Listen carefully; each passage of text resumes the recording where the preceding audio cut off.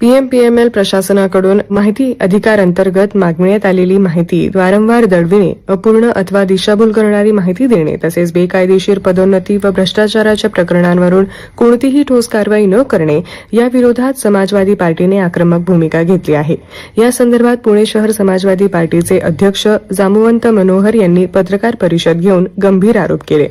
यावेळी अनीस अहमद, साधना शिंदे, दत्ता पाकिरे, विनायक लांबे, अशोक गायकवाड, प्रकाश डोंबाळे, अनिरुद्ध सूर्यवंशी, शहाजहान झारी, जावेद शेख, अजीम शेख, बी इब्राहिम यवतमाळवाले, भारत मालुसरे आदी पदाधिकारी उपस्थित होते। माहिती अधिकार अंतर्गत दिनांक 15 डिसेंबर 2025 रोजी अर्ज करण्यात आला होता।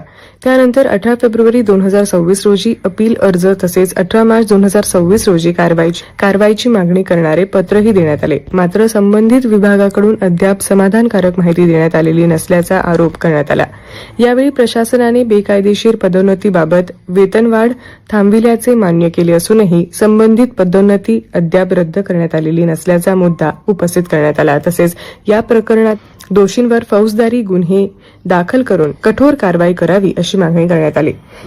तर पीएमपीएल मध्ये भ्रष्टाचार सुरू आहे याची कुणकुण आम्हाला लागली होती 15/12/2025 ला। आम्ही त्याच्यासाठी संदर्भात पहिला पत्रव्यवहार केला ज्यावेळेस महानगरपालिका अजून आपली इस्टॅब्लिश झाली नव्हती, निवडणुका व्हायच्या होत्या किंवा निवडणुकांच्या आचारसंहिता लागण्यापूर्वी आम्ही तो पत्रव्यवहार केला होता।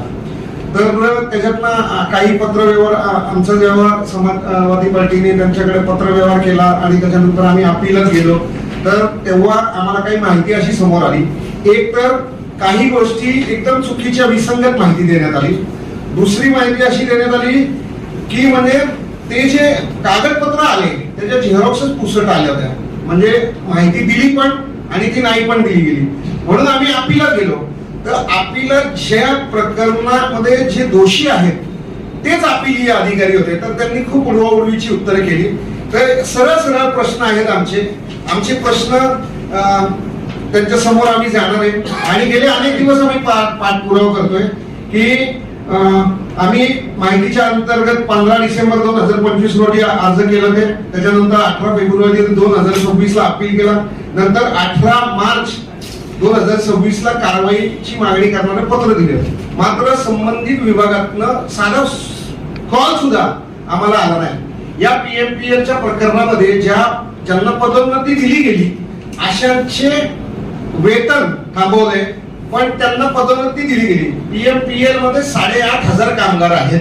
जेव्हा तुम्ही 300 लोकांकडून काहीतरी घेऊन किंवा त्यांच्या कागदपत्रांकडे दुर्लक्ष करून त्यांना वेगळ्या पद्धतीने प्रमोशन दिलं जातं तेव्हा त्याच वेळी तिथल्या प्रामाणिकपणे काम करणाऱ्या 350 कामगारांवरती अन्याय झालेला आहे असं समाजवादी पार्टीला वाटतं। तर आमच्या त्यावेळेसच्या मागण्यात आता आम्ही हे करतोय, कामगारांना तिथे एक मेडिकल सुविधा दिली जाते ज्याच्यामध्ये त्या प्रायव्हेट हॉस्पिटल्स, काही शासकीय हॉस्पिटल, काही पब्लिक प्रायव्हेट हॉस्पिटल्स त्याची एक यादी त्यांच्याकडनं आम्हाला दिली आणि गेले काही वर्ष त्या पीएमपीएलच्या कामगारांना तिथनं हे दिलं जात नाही। पीएमपीएलच्या कामगारांची परिस्थिती अशी आहे की आजारी पडतात, रस्त्यावरती 24 तास, म्हणजे अर्धा पीएमपीएलचा जो स्टाफ असतो तो रस्त्यावरती 24 तास असतो, सतत पब्लिकशी संपर्क येत असतो, इथे ट्रॅफिक जामची होत। तर अनेक कर्मचाऱ्यांना शारीरिक प्रॉब्लेम तर आहेतच आहेत पण त्याबरोबर मानसिक प्रॉब्लेम होतात। समाजवादी पक्षाला असं वाटतं की बाकीच्या सगळ्या सुविधा राहिल्या तरी राहू द्या पण मेडिकलच्या सुविधा आणि त्यांना जी बक्षिसाची रक्कम दिली जाते ती दिली जावी। त्याच्यानंतर असे काही पदांच्या अशा पदोन्नत्या झाल्या की म्हणजे थेट तो शिपाईपासून डायरेक्ट अधिकारी झाल्या, मधले कुठले स्टॉप घेतले नाहीत आणि ते करण्याची कारणं यांच्याकडे नाहीयेत, म्हणजे यांच्याकडे ते खुलासे नाहीत की असं कसं काय होऊ शकलं, ते खुलासे पीएमपीएल वाले करू शकले नाही। म्हणून आम्ही असं ठरवलं की त्यावेळेसचे जे पीएमपीएलचे जे सीएमडी होते की पंकज देवरे, आम्ही नावं घेऊन सांगितले आणि त्याचे पुरावे आमच्याकडे आहेत, योग्य वेळी आम्ही ते प्रकाशित सुद्धा करू। पंकज देवरे, योगेश खोले, ज्ञानेश्वर जाधव, प्रशासन अधिकारी किवरे, निवृत्ती पांडे यांची सखोल चौकशी झाली पाहिजे, त्यांचे त्यावेळेसचे सीरियल तपासले गेले पाहिजेत।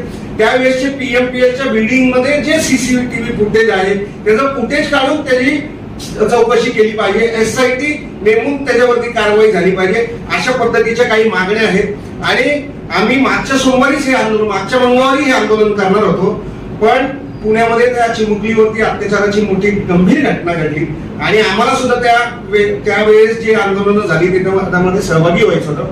तर यांचा असा गैरसमज झाला की बाबा यांनी आपल्या आंदोलनाची भूल दिली आणि आंदोलन आहे. तर उद्या 11:30 वाजता समाजवादी पार्टीचं तिथं धरणे आंदोलन आहे. तुम्हाला काय प्रश्न उत्तर विचारायचे असतील तर